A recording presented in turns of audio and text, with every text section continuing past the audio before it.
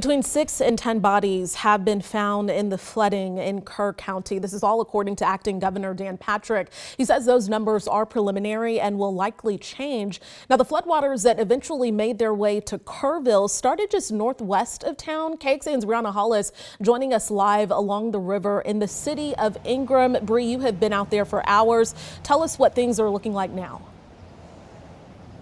So water levels are getting back down to close to normal. This is still higher than what it is supposed to be. But what I'm about to show you is just a small example of the devastation that everyone is seeing as those floodwaters recede. I'm talking about these piles of trees and debris over here. These are not small branches, small twigs. These are entire trees crumpled under this floodwater, and walking up the hill toward the street, look, it's absolutely covered in mud. You can see trees down closer to the street. I mean, and just some personal items. This is a t-shirt that's caked in mud. That's something that was left behind. And back behind the black SUV up there, there are some business signs. There's a glass pane for a window over there. So again, just a big example of what these devastating floodwaters are leaving behind. And we're just down the street from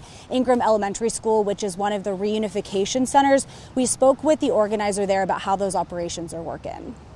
Now we've got people coming in, they're checking in, letting us know who they're looking for. We're taking all that information and trying to collect that and create a database so that we can help reunite families. It's a lot of devastation out here, so right now you're not thinking about that. You're thinking about how can we step in and help.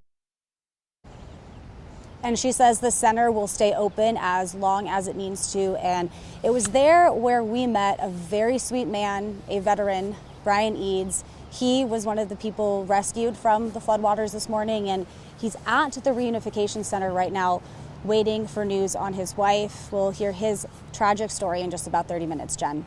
All right, Brianna Hollis live for us there in Ingram. We will check in back in with you in a few minutes.